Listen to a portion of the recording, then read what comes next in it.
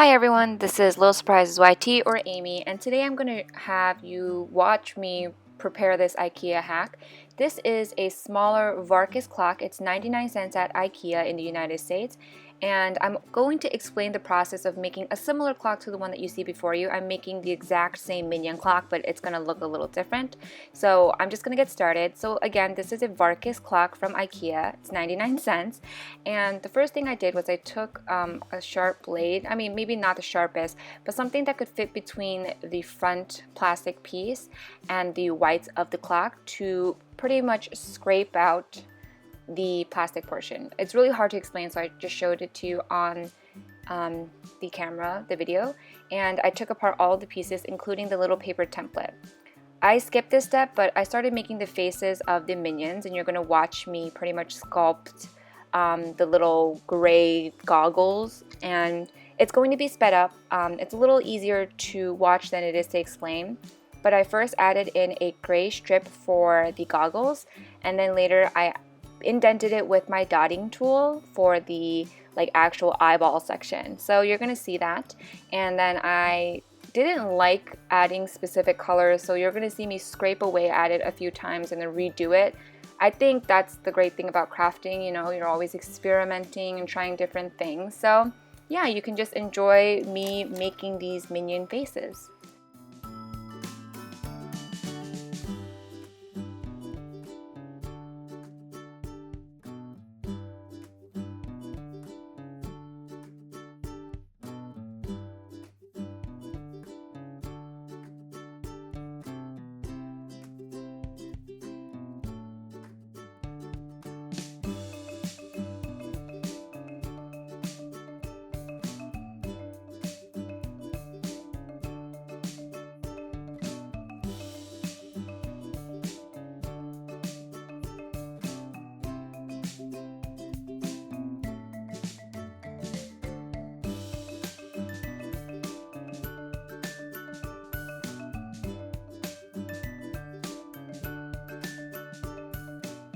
Here I'm adding in the colors of the minion's eyes, which is usually brown, but you're going to see for the top minion at the very 12 o'clock spot, what am I saying?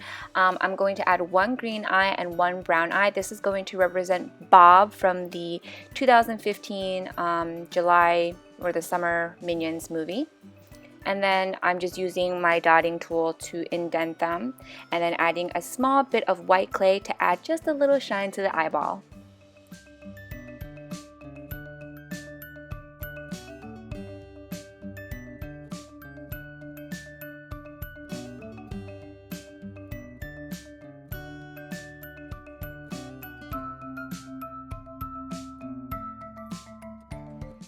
Some of you guys may be wondering why I put the minions faces on the actual Varkis clock template.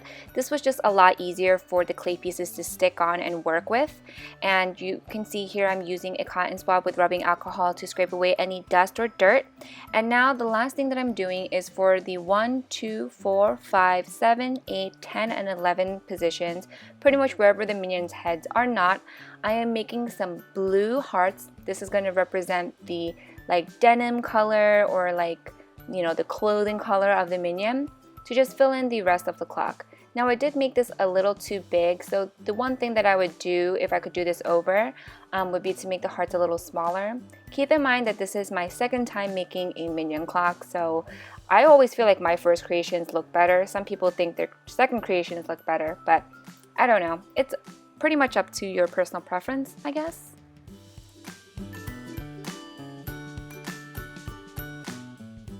While the polymer clay pieces are baking, I'm using the paper template to cut out a new background for myself. This is blue. I would have used prettier paper, but this is the best I could do. The best thing to do is to trace the circle and then mark off the numbers so that you don't have to use a protractor or something to measure the degrees of where the clock number should be.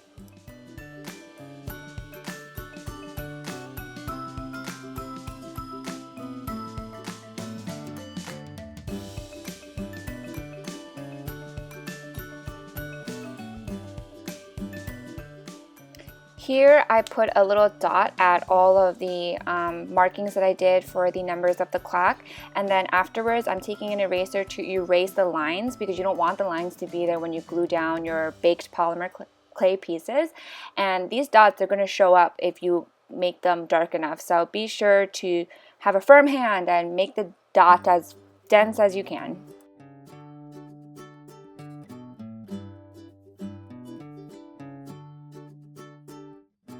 When your pieces are baked, this is when you can start gluing them down. I use E6000 glue, but before I do that, I always position each of my pieces to make sure that they are spaced out properly. After I glue down all of my pieces, I start to put everything back into my clock. You have to make sure that you do cut a little circle in the middle of your template so that the clock hands can move around. And then you put the clock pieces back together. Oh, I forgot to mention this before, but you should remember which clock hands went where. So the blue one was furthest down, and then it was the hours hand, and then it was the minutes. You may have to cut down the hands just to make sure that they don't touch the polymer clay pieces, otherwise they'll get stuck and it won't really be a working clock anymore. And that's pretty much the entire watch me, do this IKEA hack. I hope you guys enjoyed. I know it wasn't really a tutorial and it wasn't very well spoken, nor was it really well demonstrated, so I do apologize for that. But here, before I put the plastic piece on, I'm just making sure that the hands aren't touching any of the clay pieces. And that's pretty much it. This Varkis clock also only requires one battery, like the larger IKEA clock hack that I've done before. If you have any questions, leave it down below. I look forward to making more clock hacks for you guys. If you want a specific clock hack to be done, let me know, and thank you guys so much for watching.